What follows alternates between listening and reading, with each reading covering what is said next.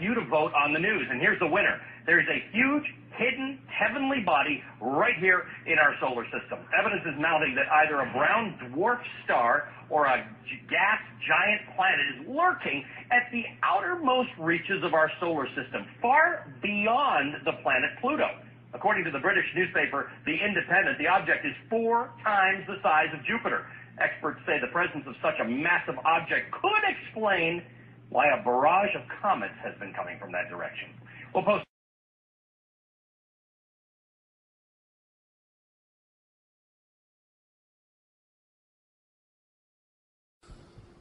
Hi, my name is David Morrison.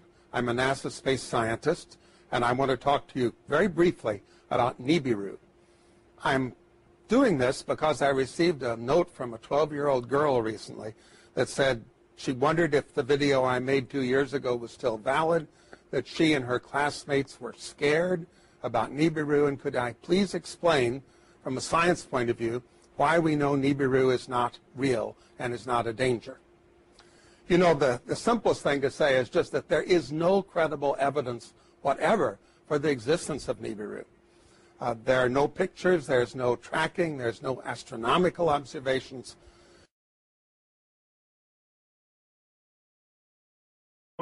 Are we being primed, Gordon, for some major announcement? Well, that's the thing is, now, the Zetas say that the Council of Worlds has told the president, you've got to announce it.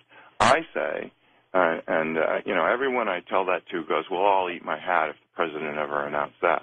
But if he did, you know, you can speculate that the first thing he would say is Ronald Reagan had an executive order that this is top secret, and every other president signed on, but now I'm going to be the one who's breaking that because everybody has to know. And what would he, well, we're coming up to the break. When we come back, speculate on what you think he would say, okay? With our special guest, Gordon James Giannotto.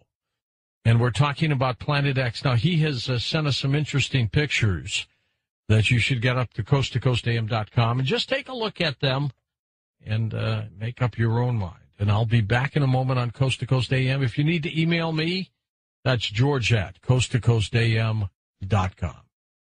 Well, next hour, we'll take your phone calls with Gordon James Giannotto as we talk about Planet X.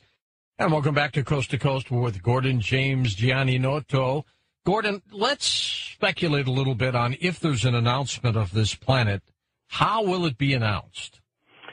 Well, there's 2 lines of thought. One is from the Zetas that the Council of Worlds has told the president that he has to announce it. The other is my line of thought, which is that how can he not announce it? Because as Planet X comes closer and closer to the Earth, eventually it's going to come very close. It's going to be as large as the full moon, and it's going to grab the Great Atlantic Rift and pull it up. And people don't realize that the continents are granite, and they float on the magma core. So they're just floating there. So the Great Atlantic Rift is a line of mountains right down the center of the Atlantic Ocean from Iceland to Antarctic, and there's an upwelling of magma right there. And as the North Pole of Planet X is in line with the sun, as Planet X is in line with the sun, and the North Pole is pointed at the Earth, it's every day when the Atlantic Ocean faces the sun, the Atlantic Rift gets pulled down towards Planet X, and then as the Earth continues to turn, it gets released, because when the North Pole of Earth starts going towards the North Pole of Planet X, then it gets pushed back. But so eventually what's going to happen is Planet X is going to grab the crust. It's going to be close enough that the crust will stop turning with the core. So nothing changes the core, and nothing changes the North Pole of Earth pointing up.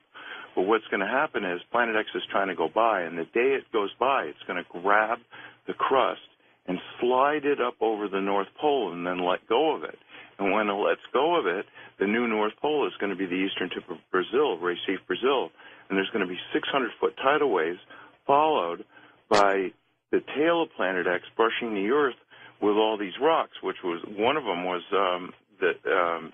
the meteor over Russia. So you're talking catastrophe here. Absolute catastrophe. But the thing is that after that, with no governments and no religions and no economy, the unselfish ETs are going to come and give unspecified help to unselfish survival communities.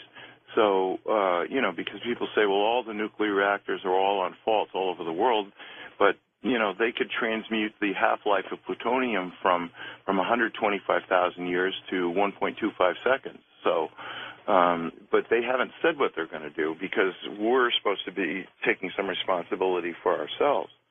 So, what's the timetable on this? Well, see, that's the thing. There isn't a timetable, and that's the number one question everyone asks. Well, when is this going to happen? But the thing is it could happen at any time. The only country that's taken any provision is China, which has built these ghost cities because, remember I had said that the southeastern China plate was going to be sinking. Well, Jakarta, Indonesia, parts of it are 85 feet below sea level. That sinking is almost 70% complete in that tip of the Southeast Asian plate.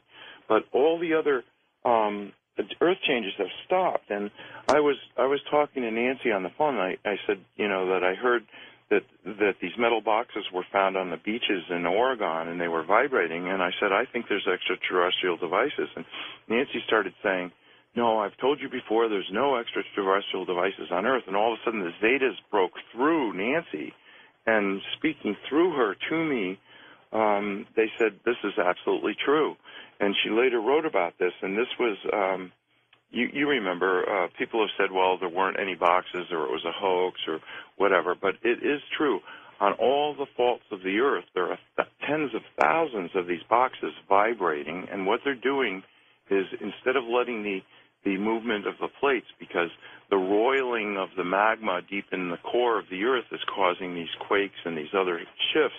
The north end of South America is going to move to the west. The north end of Africa is going to move to the east. The Atlantic is going to get wider. The Pacific is going to get narrower. So there's all these things. And the Zetas had said there was an event calendar, and 7 was preliminary Earth changes, 8 was massive social change, and 9 was worldwide volcanoes, earthquakes, and sinkings. And so anyway, these metal boxes have put that off, and the reason why is because they want to have the massive social change. And you can imagine if the president does announce it, of course there's going to be massive social change. Well, if it's going to happen, will he announce it? To me, it sounds like he's compelled to.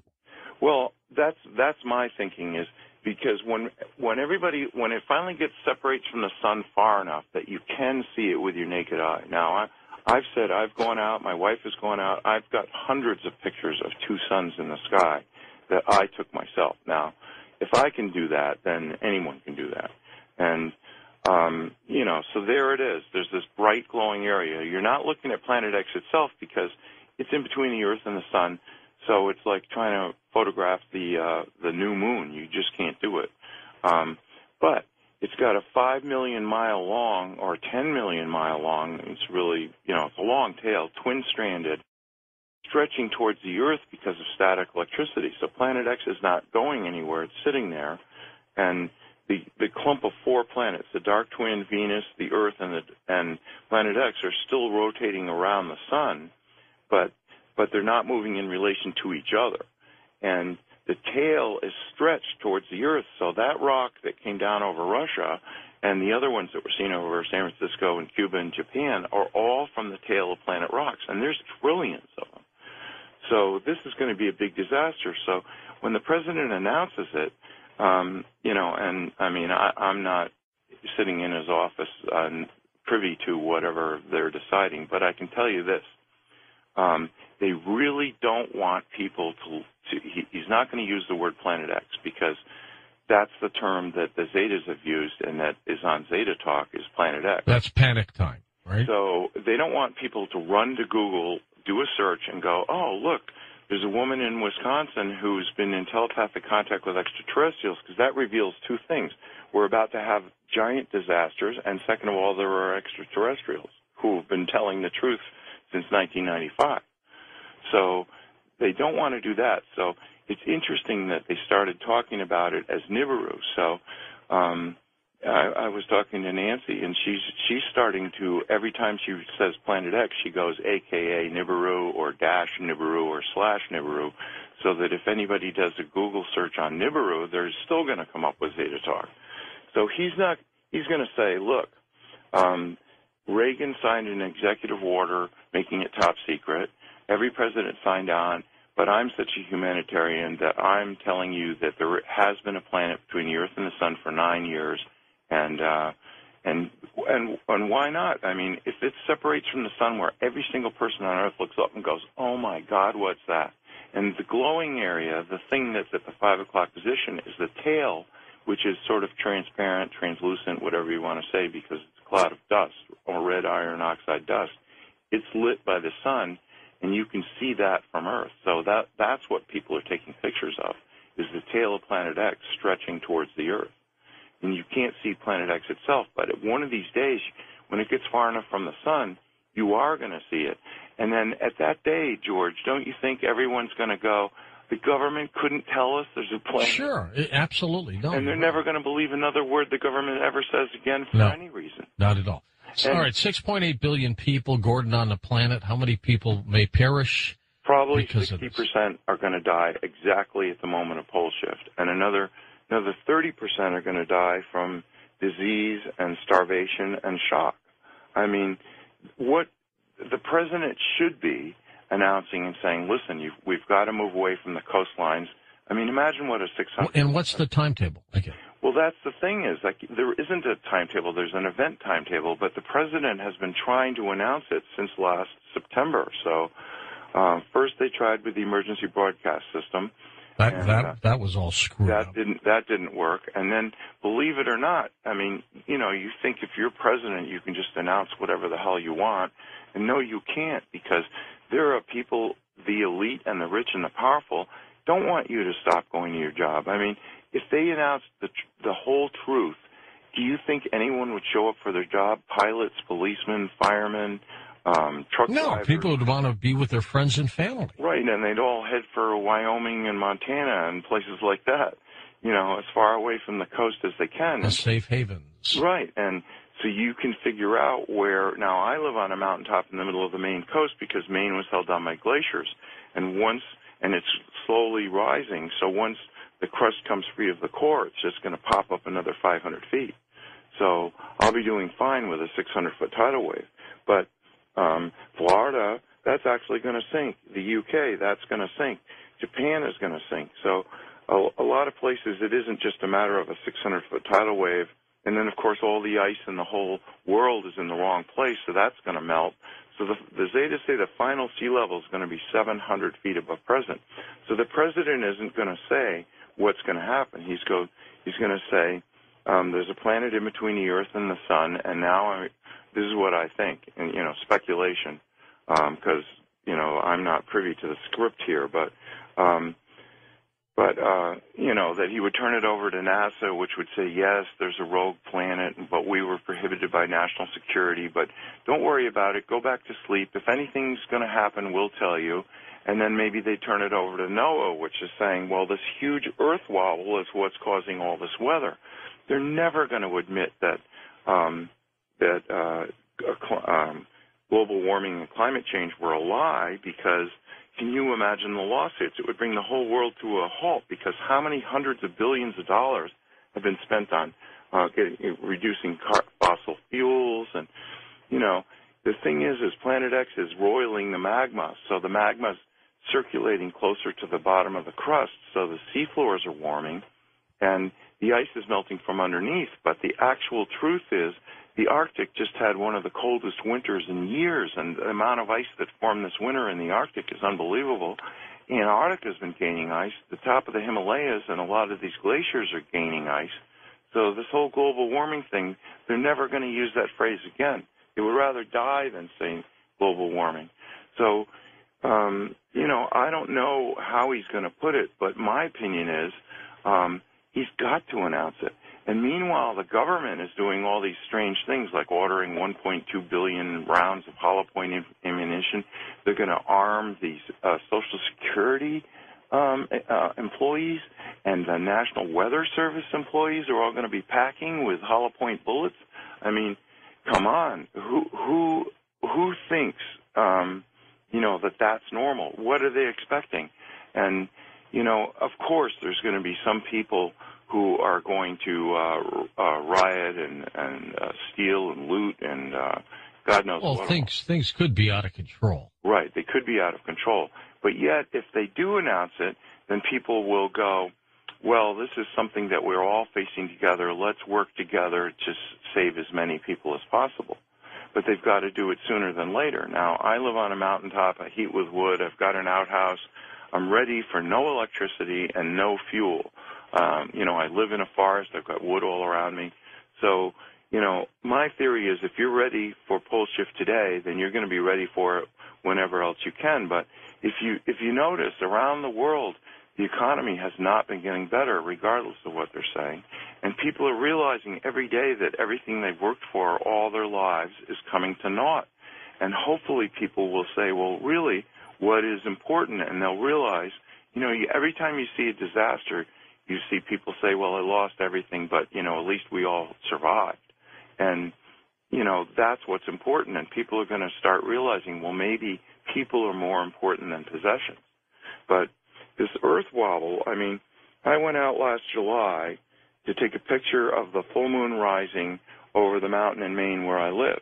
And when I was in elementary school, we had a target range in the basement. So when I was in the third grade, we had lockers all the way down the hallway, and every guy in the third grade had his own .22 caliber rifle in an unlocked locker in the hallway, and we all had bullets in our pocket, and we couldn't wait till 3 o'clock to get out. That wouldn't happen anymore. No, and I grew up in the town next to Sandy Hook, so, but there are people who've decided to be selfish and doing awful things, but the majority of everybody is very conscientious. Maine is second in the nation for guns per person and 49th in gun-related deaths per person. So, just because, so people are legitimately saying, well, wow, I got a feeling something's not right. And you see that show, Doomsday Preppers. Oh, sure, yeah.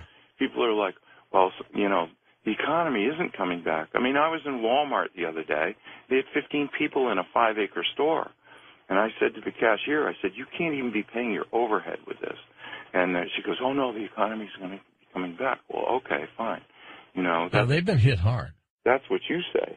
But so I was out there taking pictures of the full moon, and I guess probably I learned to have a steady stance with my hands and a camera at an early age. I used to win NRA sharpshooter awards. And that was, starting in the third grade. So anyway, I shot 2 pictures, and the mosquitoes were biting me like crazy. So I wanted to get a good picture of the full moon, and so I shot a whole series of pictures, and then I ran inside to get out away from the mosquitoes. And when I was playing them back on my computer, I realized that in 2 consecutive pictures, I hadn't moved my hands at all. There's a table up on top of the mountain, and there's the full moon. And in the second picture, the moon is moved to the right, not up. Now, if you think about it, everything, the moon, the stars, the sun, all rise in the east, go up to the midheaven, and then set in the west. And here I got 2 pictures of the moon, and between the 2 pictures, the moon moves sideways. How'd that happen? Well, that was like, I think the ETs, like I said, I've been in contact with ETs my whole life, and I think they guided me to do that because that is one of the most remarkable pictures.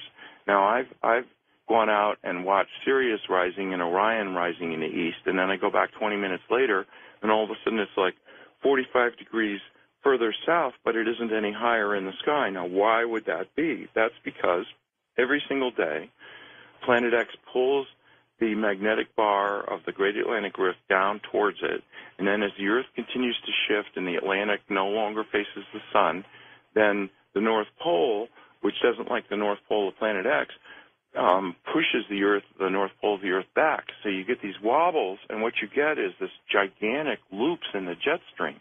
So normally the jet stream moves from west to east, But now, if you notice these weather maps, and why wouldn't you with all these big storms? So everybody's more interested in the weather than ever because it's really can be life or death. And what you get is these giant arcs of cold air coming down from the Arctic.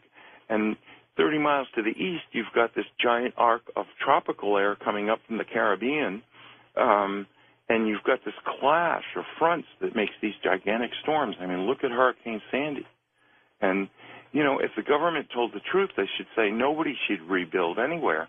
But it's just like Katrina and New Orleans. People are saying, well, we're going to bring it back, and it's going to be so meaningful, and we're going to have Seaside Heights, New Jersey, ready for the tourist season. And, but the truth is nobody should be there now at all because this is right in the danger zone.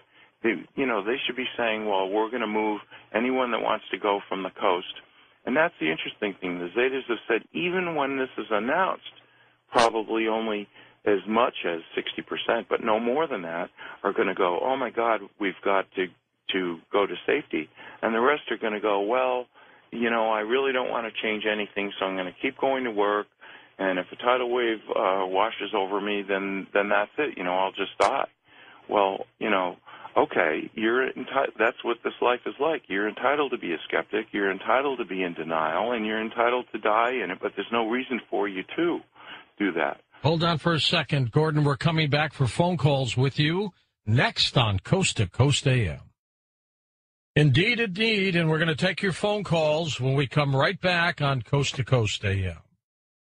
And welcome back to Coast to Coast. Gordon, are you saying then in our solar system we've got a dark twin to Earth, we've got a burned-out binary star, and we have Planet X? No, the binary star is quite a distance away. That's why it takes 3,657 years for Planet X to return. So it's something we've never seen because it's burned out, but it is a huge body, and that's where it started. And evidently, Planet X has been coming here at least 2 billion years. So, it wasn't that the Anunnaki were always there. They reached a point where they decided they wanted to powder the gold and put it in their atmosphere to keep the planet a little bit warmer. It's got giant hot magma in its core, and it's got water, which has the highest specific heat of any substance in the universe, so it holds heat. It takes longer to heat water than anything in the universe, and water holds heat longer than any.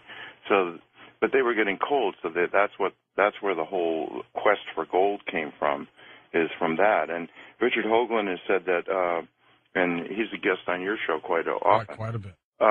He said that Phobos is a spaceship because it's a hollowed out and it's got chambers in it because they use ground-penetrating radar. But actually, Phobos is one giant gold nugget, and the Anunnaki, since they came back, have been mining it with robots. That's got to be worth something. Oh my God! So but if anybody thinks I'm making this stuff up, I mean, go do a search in Wyoming. Dick Cheney tried to get the Wyoming legislature, and he only failed by a few votes, to buy a used aircraft carrier. Now, what in the hell would Wyoming use? There's no water there, is there? Well, that's the thing is, Edgar Cayce said that Omaha was going to be the greatest seaport in North America after pole shift. And, evidently he's planning that the Mississippi will split wide, or saltwater will go up to the Great Lakes, and then up the Missouri and the Platte Rivers, and then maybe the Red River. And I guess they were planning to, keep it, in the Great Lakes or in the Gulf, and then float it right up to Wyoming. But you can see why he would want that. It's got nuclear power. It's got a hospital. It holds 5,000 people, and he could load it with fighter strike jets, and be king of the world. And you look at the billionaires around the earth, they're trying to start their own space programs. But the Council of Worlds has said, no, nobody's going to leave Earth and come back as kings of the earth afterwards. No, they're all going to have to go through it. And whether you're a billionaire or not, you're going to have to roll up your sleeves. So, you've heard of the idea of these deep underground bunkers everybody was going to head to. Yeah. But, how well are they going to survive in 10-plus power earthquakes? So they're not. But then, after pole shift, at the hour of pole shift, when the tidal waves start, then everyone's going to, after that, there won't be any earthquakes, so people are going to want to be underground because how are you going to survive this fall of rocks? Okay, let's go to the phones. You to vote on the news, and here's the winner. There's a huge, hidden, heavenly body right here in our solar system. Evidence is mounting that either a brown dwarf star or a gas giant planet is lurking at the outermost reaches of our solar system, far beyond the planet Pluto. According to the British newspaper The Independent, the object is 4 times the size of Jupiter. Experts say the presence of such a massive object could explain why a barrage of comets has been coming from that direction. We'll post. Planet X is a very controversial subject, but when we study it, we find that it may hold answers to some of life's most perplexing questions. Everything from evolution to how we came about as a species, to current Earth changes and what might lie ahead for us in the future. My name is Robert Sepper, and this video is my attempt to explain some of these mysteries. To understand everything thoroughly, we must start from our past.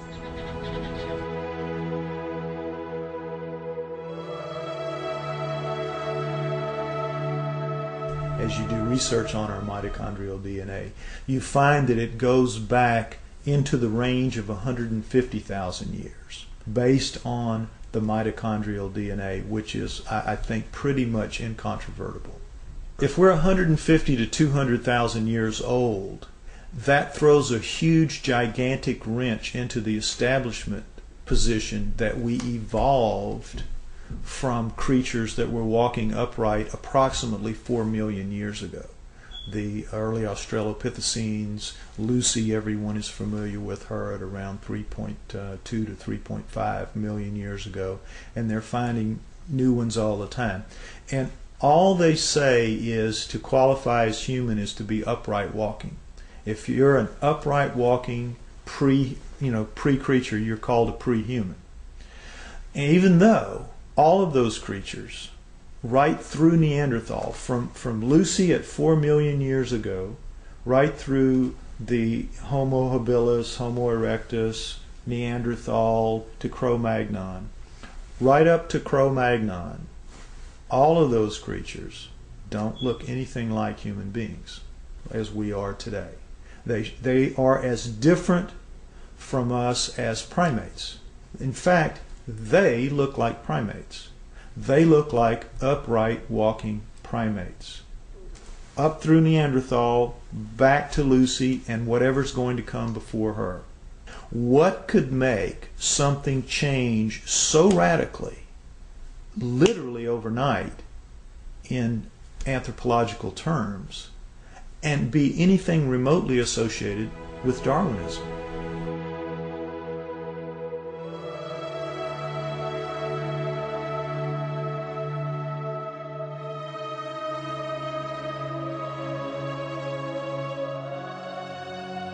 I believe, personally, that the writings of the Sumerians 4,000 years ago, as chronicled by Zechariah Sitchin in his books, The Earth Chronicles, I believe that is the most logical and reasonable explanation that there is for how we came to be.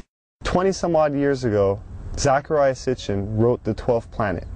In The 12th Planet, he describes ancient writings and texts by the Sumerians depicting a 3,600-year orbit of Nibiru. But the Sumerians are rarely spoken about in history books. Who were the Sumerians? And what could an ancient civilization possibly know about how we came to be? We only hear about like the Egyptians or the Mayans or the Incans, Romans, Greeks. The first culture we have on Earth were the Sumerians, and they showed up 6,000 years ago where modern-day Iraq is. It's right between the Tigris and Euphrates rivers. It was then known as Mesopotamia, Babylon, but also Sumeria, where the first culture on Earth stems. And they have left us over 100 of the first for high society to take place. For instance, stemming from Sumeria 6,000 years ago, they were the first ones to invent writing. They had a system of over 400 characters known as cuneiform text. They'd use a wedge-shaped stylus or an object with a wedge and would twist and turn and make all these characters that came up to about 400 characters, and they had their own complete language like an alphabet that we use today, A through Z, but this stemmed out of Sumeria 6,000 years ago, and all of the first for high society come from them. Time, the calendar, math, schools, courts, judges, systems of law, all of this originated in Sumeria, which was then known as Mesopotamia, Babylon, today's modern-day Iraq. The Sumerians are actually probably the most influential culture of the ancient world. Not the Egyptians, not the Greeks, not the Romans, the Sumerians. The Sumerians invented, for example, the zodiac. All of the symbols that we still have today for the zodiac was created by the Sumerians. They tell an incredible story, the Sumerians do, of the Anunnaki, which is that there is another planet in our solar system, that gods, super beings, live on this planet, that these beings come to Earth. The Sumerians had a pantheon of gods, but it was living gods. They were the Sumerians worshipped living gods who lived and worked and had their lives among them. They were the Anunnaki. Among those Anunnaki, there were 12 leaders, 12 super gods, the bosses, the boss of bosses. Those 12 gods come down and are present in the Egyptian culture, in the Greek culture, and in the Roman culture. They just have different names, but they have basically the same personalities and the same functions. So it isn't that mythology begins with the Egyptians, the Greeks, and the Romans. Mythology begins with the Sumerians. Monotheism didn't kick in until the gods, the multiple gods, actually physically left. When we look at all the stories in the Bible about how God is a feared God, and if you do what God tells you, you are given the reprisal of going to heaven, or if you do wrong, you go to hell, and it's very black and white. But the Sumerians give us a lot more context into that line of thinking and how it came about in their image and after their likeness. The Anunnaki, quoted to the Sumerians, as saying, "We have created you in our image and after our likeness, and we were their slaves," basically, to do as they bid it. Mine the gold, do their daily chores. We were basically their slaves. The leader said, "We'll make you a slave. We'll make you a servant."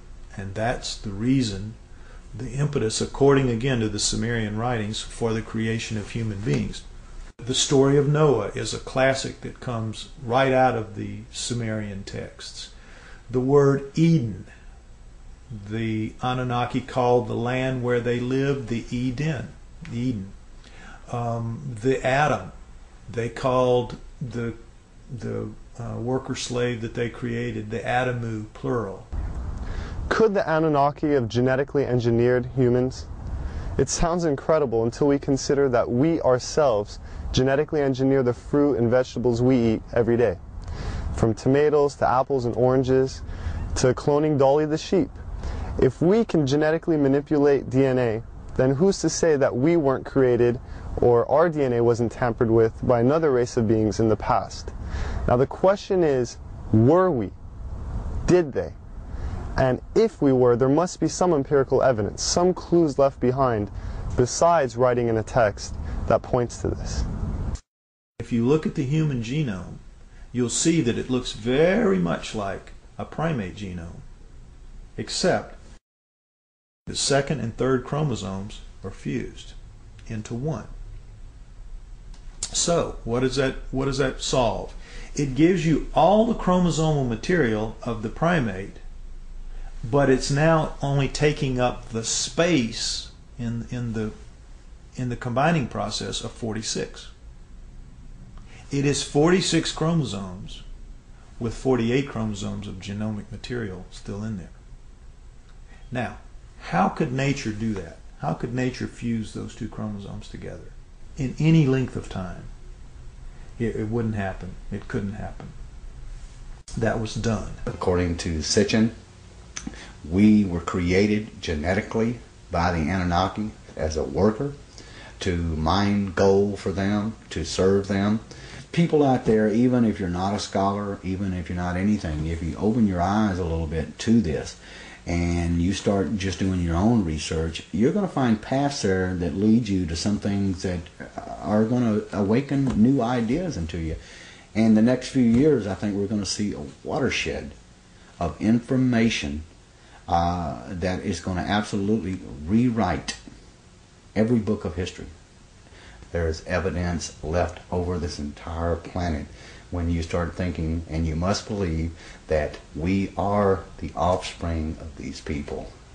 If there was a God, the God created those people before they created us.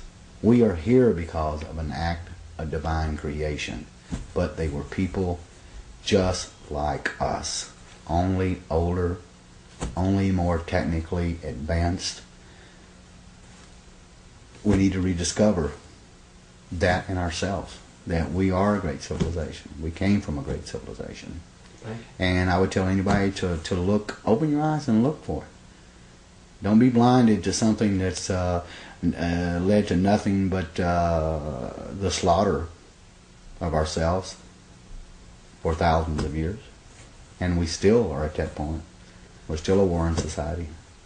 When this documentary or others like it are put out there and enough people will see it, at least that will start a beacon somewhere that will start shining a little bit brighter. And so at some point we're going to see that we have a different history than what we've been given. The proof's there. Our true history may be indeed very different than what we've been taught through the ages. Whether this data has been withheld or our identities have just been forgotten, it is our responsibility now to rediscover who we are and where we're going.